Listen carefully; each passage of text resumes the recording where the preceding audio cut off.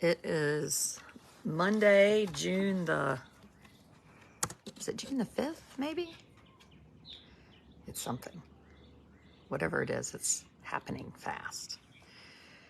We have one more day of school left. Well, there's officially 2 more days of school left, but the Wood family will not be going on Wednesday because we love our teachers. We just think our teachers probably need a break. Or maybe that'll give teachers a chance to spend some time with people who really need them. Now, I would love to send Amos. I think a lot of kids didn't go to school this week.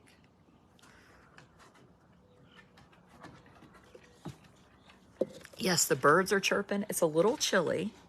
I'm kind of half in the sun. I'm still in my pajamas without a bra on. I don't want to scare people. But I was thinking this morning, I was supposed to do a subscriber video. I have not done one, so y'all are going to get me, Cynthia, Tam, and Natasha. So we'll do Old Mom subscriber night tonight, Old Mom Monday night, just for subscribers tonight, probably around 9 p.m. Instead. But yeah, so Angela just pointed out, I did a reel, like a post that's also a reel, which I don't usually do. So put writing with music, but sometimes when there's something sort of heavy, I think I just need a minute to listen and process. So this was something that was sent to me actually a year ago, and I shared it, and I'm going to read it to you. It's very short. So it's a photograph of like an end of grade test. And this teacher sent me this message. She said, "Today has been rough. It's after testing, after a long weekend, end of the year, crazy times. This morning, one of my friends was super clearly off task. I'd given instructions and reminded and repeated and repeated and repeated and repeated. Normally, it would have been all spice from me in reaction. But for whatever reason," hold on, my computer. I asked him to write down 3 things that were on his mind from the weekend that were keeping him from working. So instead of getting mad, she said, write down 3 things that are keeping you from working. And he wrote down 3 things, and I wrote back. She said, my reaction to the crazy has been totally different all day because I have a little more perspective. Too often I miss the mark and get it wrong, but I'm trying extra hard to get it right today. And this is Jesse Caton that said this. So what he wrote on his test booklet, if you look at my reel, you'll see it. He wrote, Mom got locked up, Dad got locked up, Grandma don't want me. 3 sentences. And then she wrote back in response, I love you. I'm grateful and lucky to be your teacher. You are amazing and so smart and a great dude. So this is what she wrote back. I'm just going to show it to you so you can. This is the test booklet. He wrote back these 3 bullets, and then she wrote back those 3 things. And it just made me think for a minute. Hold on, let me get through the internet. Doggone it, my children must be awake. I mean, heaven forbid I live somewhere with internet. It made me think about, okay, what was this year like? What did I do to support my school to have a good year, and teachers and principal, and what can I do better? And I guess I'd really just like to challenge everybody to do that. And I know people are busy. I mean, people are working and struggling and have lots of things happening in their lives. But we have to, I would argue that we have to get invested in our schools, because when I read something like that, it tells me teachers need our help, right? And kids need our help. So this morning I'd spoken to a principal, I'd spoken to an administrator, not about this, but just about some reflections in general. And one thing I think you should always do is reach out to your principal or superintendent or assistant superintendent or whoever and write them an email and say, I just wanted to thank you for these great things happening. Whether you do it every 3 months, every year, but if you do that, you will build a relationship with a group of people that will begin to trust you, right? Because you're not just calling to complain about something. So I think that's really important. And I would argue that I have done that, and it has really worked well for me. Because now, if I say something, one, when they see my name come up on the caller ID, they don't immediately associate me with being a pain in the A-double-ass, which they very well could because I'm me. But they see me as a partner too. And the way to be a partner is to say, instead of, well, I don't like how you're doing that, to say, I would really love to help you do that. How could I help? Could I make calls at night? Could I recruit other parents? Could I be on PTA? Could I sell candy bars at concessions? Could I come and help you get backpacks ready? Do teachers need me to help? I think we really do a lot when our kids are in elementary school. I think for most of us, we're like, well, they're starting school and we want to really be involved. But how involved are we as they get older? I think that when you're a parent and you've only heard negative things about your kids, it makes you not want to be involved with school. So I want to encourage schools to say, how can we get families on campus? How do we make families feel welcome and safe? Parents need to get more involved in their kids' education. Sure they should, Sherry, but we can't make people do that, right? And so if we can't make people volunteer, we have to stop and say, why don't they volunteer? Maybe the mom is an anesthesiologist and she works 12 hours a day. Maybe the mom works at Purdue Chicken Plant and can't miss work. So one thing my school has done this year that I'm really excited about, and I've heard some people complaining about it, but I think it's great, is that we have an award ceremony that's tonight versus it's always in the morning. And every year my husband struggles if he's going to be able to go or not.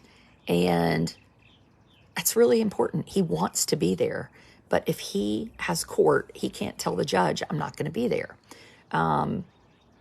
So I think something at night, and granted there are parents that work at night, but there are more parents that do not. So I think we have to really listen and pay attention to what people are saying and doing and thinking so that we can help them make good choices. This was the first year at my middle school that my daughter came home with a schedule for next year. And I really appreciated that. I told the principal that. I said, that was really great. We got to have a conversation about, are you going to take conversational Spanish? Or are you going to take Spanish 1? She's going to take Spanish 1, but it enabled us to talk through it. And it wasn't just the school saying, this is what you're going to take. Now, granted, behind that is I'd already met with the superintendent and the principal over what classes are going to be available next year.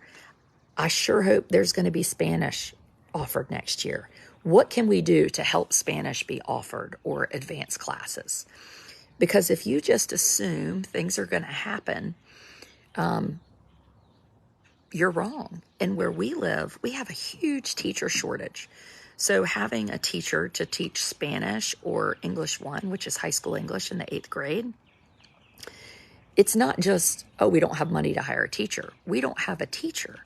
So in our school system, they took a 7th grade teacher and decided she was going to be able to teach this high school level English class next year for 8th grade, which is great. My daughter is now texting me, come pick me up. I would just like to say she is not supposed to have her phone in use at school. I hope someone catches her. I think I'm going to go out there with my pajamas on. Teacher shortage everywhere. Yes, there is a teacher shortage everywhere, Faye, but it is far worse. She just texted me the word now.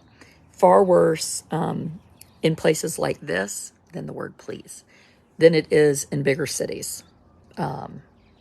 So while there is a teacher shortage, it is worse in some areas. And partly because we can only pay a certain amount and we live in a pretty rural area where people might not want to live here. They don't know how awesome Eastern North Carolina is. It's pretty good. So one thing I'm going to do next year that I have not done a great job of this year is I'm on PTA at one school. So I'm going to be on it at Amos's new school next year and the middle school next year, which I did this year. But one thing our PTA didn't do was we didn't do a really good job of advertising when we needed help. And so we're going to work on that next year, because I want to make sure people are involved and feel like they're welcome to join in PTA, even if they don't. Maybe they think some, hoitsy-toitsy white blonde woman is in charge of PTA and they're scared. It's not true. Wear your coonskin hat. Ooh, I could do that. So we want to make sure people are involved. And the other thing that I'm going to do a better job of is being present at my children's schools more. And that is really hard. And there are people that will say, I work, I cannot do that. You can. You can do it in some way. There's some way you can be present. Maybe it means you're just writing an email to the teacher saying thank you. But if you are on Facebook right now, if you watch this video, you had 15 minutes that you could have done something. 15 minutes. 15 freaking minutes a week adds up to an hour a month. And you can't tell me that you mofos aren't sitting around watching the Duger Shiny Happy People thing. Like, if I can watch Shiny Happy People, then I need to be doing something in my school system. That really did hit me this morning. So next year, I'm going to try to get some parents on campus at our middle school. I haven't talked to the principal about this yet, so I got to run it by her. And just say, okay, I have 6 parents who are willing to give 2 hours a month. So you have 12 hours of adults. What do you want to do with those 12 hours? And maybe then the teachers will see those 6 parents, not hundreds of parents, but they'll say, you know what? I'm really thankful that these parents, so maybe it'll take the focus off. We have so many parents that don't do anything. Maybe it'll just get into, boy, we have parents that do things. And we're appreciative for those parents we have. Are you running for school board? No. I mean, I guess I could, but I honestly don't know what I would do separate from what I already do. You making a state about a blonde white woman in a negative fashion sounds like you're a racist. Except I am a blonde white woman. And I realize that there is a stigma attached to people like me. Because sometimes we talk like this and we are just too busy and we want our children to go to schools where everything is perfect and wonderful and we don't understand these rules. This is why I have a subscriber page. You just made me think I waste a lot of time online. Bingo. That's bingo. The classroom teachers need to put out a sign-up sheet for parents. We always had 2 or 3 sign up for our classrooms. If there was a class that had nobody sign up, we would share volunteers. Oh, that's a good idea, Katie. But I don't know if we've done that. Melissa just said being blonde isn't a race. Oh, God, that might be, would you shush? That might be a really good t-shirt. Yeah, so I just want to ask you to think for a minute and wonder how you can get involved, how you can help, how you can support teachers. And we're going to do a video tonight, and it's going to be a brainstorming video. And we're going to really talk about Old Mom Monday night on how we do this. I used to be a lunch buddy. Great idea. I'm going to make a whole list of things and say to the principal, do any of these things speak to you? I wish school was an option for my special needs kiddo, said Tiffany. Oh, I'm sorry. You know, I would keep trying, Tiffany. When we had our geneticist, met with our geneticist, and I remember I was crying, and I said, what can I do for Amos? And she said the most important thing you can do for him is be PTA president. And really, at the time, I was already PTA president. And I was like, excuse me? She was like,